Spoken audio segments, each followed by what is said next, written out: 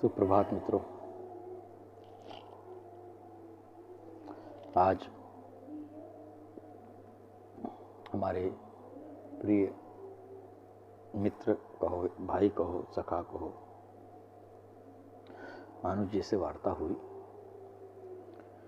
कि वो कुछ सांसारिक उलझनों में चल रहे थे। तो उन्होंने मेरे से पूछा, गुरुजी, आनंद एक अलग चीज़ है, लेकिन जीवन का भी सुख होता है, वो सुख कैसे प्राप्त किया जाए। आज एक ज़माना बीत गया इसी चक्की में पीसते हुए, और मैं पीसता चला जा रहा हूँ, परंतु जिस सुख की कल्पना, जिस सुख की बात इस जीवन में हम करते हैं, उसका अभी अंश मात्र भी मेरे को अपने जीवन में प्राप्त नहीं हुआ।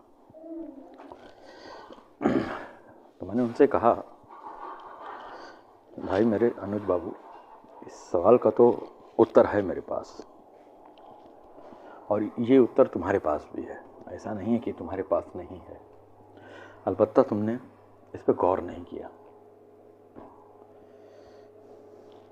सुखी जीवन के 6 सूत्र हैं, और उसी सूत्र की चर्चा करने के लिए मैंने कहा कि बहुत जल्दी मैं इस पे चर्चा करूँगा। और आज वो समय है कि अनुज बाबू भी यहाँ पर उपलब्ध हैं, तो इस मामले को मैं रेक्टिफाई कर दूं कि वास्तव में एक सुखी जीवन, एक मनुष्य जो है अपने जीवन को सुखी कैसे बना सकता है, किस ढंग से बना सकता है।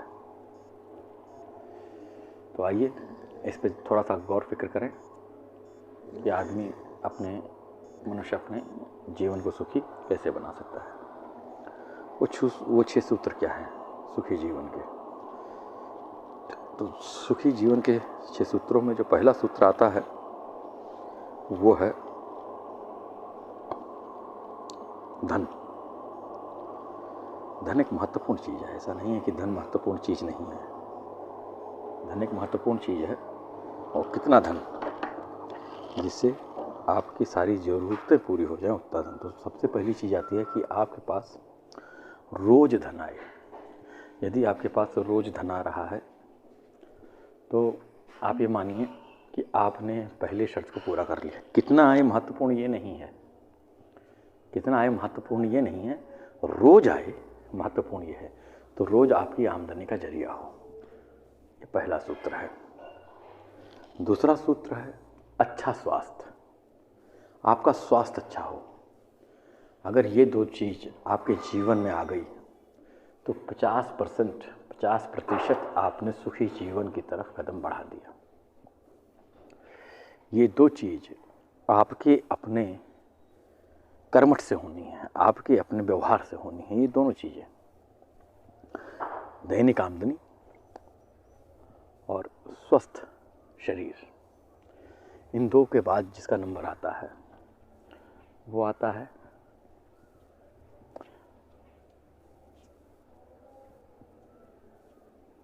मृदभाषी पत्नी, मीठा बोलने वाली पत्नी। मीठा बोलने वाली पत्नी जो आपका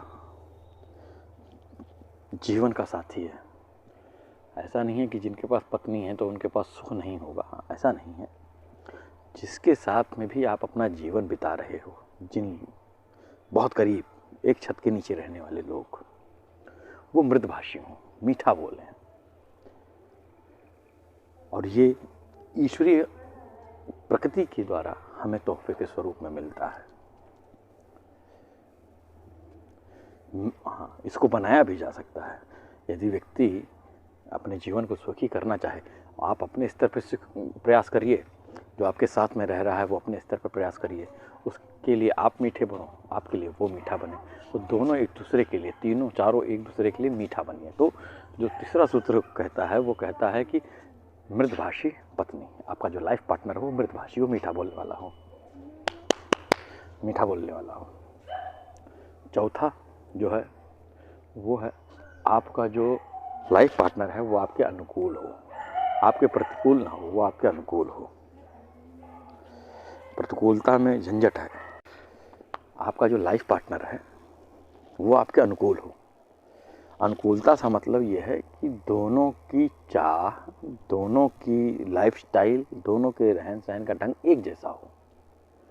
वो अगर नहीं है तो हर व्यक्ति उसको बदलने की कोशिश करे। देखिए, इसको बड़े ढंग से समझिएगा। आप सामने वाले को ना बदलें, सामने वाले को बदलने में संघर्ष है। यदि दोनों व्यक्ति या एक छत के नीचे जो रह रहे हैं वो एक दूसरे के अनुकूल बनिए, स्वप्रयास से खुद को दूसरे के प्रति अनुकूल बनाइए। तो चौथा सूत्र है कि हमारा लाइफ पार्टनर हमारे अनुकूल हो। पांचवा जो रास्ता निकलता है वो पांचवा रास्ता है आज्ञाकारी पुत्र। अनुज जी सुनते रहिएगा, आज्ञाकारी पुत्र ये पांचवा सुख है। यदि आज्ञाकारी पुत्र है, ठीक ठाक पुत्र है, तो आपकी लाइफ सटीकता से गुजरेगी, क्योंकि आपने इन चारों चीज़ों की प्रैक्टिस पहले की है और उस माहौल में वो बच्चा आपका पला है, तो ये चीज़ें स्वयं उसके अंदर पलने लगेंगी। तो ऑटोमेटिकली ये खुद ही जो है उसके संस्कार ऐसे हो जाएंगे कि वो खुद को मृदभाषी बना लेगा, आप लोगों के अनुकूल बना लेगा। आप अपने स्वास्थ्य का ख्याल रखोगे, वो भी अपने स्वास्थ्य के प्रति कॉन्शियस होएगा। और ये मानिए कि यदि आप एक दूसरे के प्रति आज्ञाकारी हैं तो वो आपके प्रति ऑटोमेटिकली आज्ञाकारी होगा। तो पांचवा सुख का रास्ता मिलता है आज्ञाकारी पुत्र। और छठवा, आपका पड़ोसी जो है वो आपका ख्याल रखे, आपके साथ अच्छे कामों में भागीदार बने, और वो ना बने, आप स्वयं बनिए। जब आप स्वयं बनते हो, सब्र से अपने काम को करिए, पहले कदम उठाइए और सब्र से काम करिए अपने पड़ोसियों के साथ, अपने परिस्थितियों में। ये 6 सूत्र जिसके जीवन में आ गए उसका जीवन सुखमय होगा। और आनंद होने की व्यवस्था तो मैंने आपको बता ही दिया। ये भौतिक संसार चाकी है, गृहिणी की चाकी, किसमें जो जाएगा पिसेगा। तो हम अधिक से अधिकतम स्तर पर प्रयास कर सकते हैं। तो पहले तो आप पुरुष हो या स्त्री हो, यदि आपके कंधों पर जिम्मेदारी है तो इस चीज़ का निर्धारण करिए कि आपके पास रोजमर्रा जीवन में आमदनी आए। कितनी आ रही है, हम फिर से कह रहा हूँ, कितनी आ रही है महत्वपूर्ण नहीं है। जितनी आ रही है आपकी पूरी लाइफ स्टाइल, आपका रहन सहन उसी के अनुरूप हो जाएगा। जिसके घर में 5,000 आ रहे हैं वो भी सुखी हो सकता है, और जिसके पास 5 लाख रुपए आ रहे हैं वो भी दुखी हो सकता है। तो लेकिन रोज कम पैसा आए, ज़्यादा पैसा आए, लेकिन रोज आए। पैसा कितना आ रहा है महत्वपूर्ण वो नहीं है, रोज आए। दूसरी बात फिर से मैं बताऊंगा, आप अपने स्वास्थ्य का ख्याल रखें, आपका स्वास्थ्य अच्छा हो। हर एक चीज़ अपने जीवन में आप उस चीज़ को अपनाएं जो कि आपके स्वास्थ्य को प्लस करे, माइनस ना करे। मृदभाषी बने, आपका पार्टनर वो भी मृदभाषी बने। आप होंगे वो होगा। आप अपने लोगों के अनुकूल रहें, वो भी आपके अनुकूल बनने की कोशिश करेंगे। आप आज्ञाकारी हों, पुत्र भी आपका आज्ञाकारी हो, और सब्र के साथ में अपने पड़ोसियों से, अपनी परिस्थिति के लोगों से व्यवहार करें। ये 6 चीज़ें जिन्होंने अपने जीवन में उतार लिया, सद्गुरुदेव की कृपा से उसका जीवन सुखमय व्यतीत होगा। और जीवन को जियो, जीवन में पछताओ मत। जीवन युद्ध नहीं है, जीवन युद्ध नहीं है। जीवन सुर के साथ, संगीत के साथ सुर हैं। यदि इन्हें सही ढंग से बजाया जाएगा तो ये आपके अंतःकरण को शांति देगा, आपको तटस्थ करेगा, आपको प्रिय लगेगा। तो इस जीवन के सुर को बजाना सीखें। सबका मंगल हो, सब खुश रहें, यही मेरी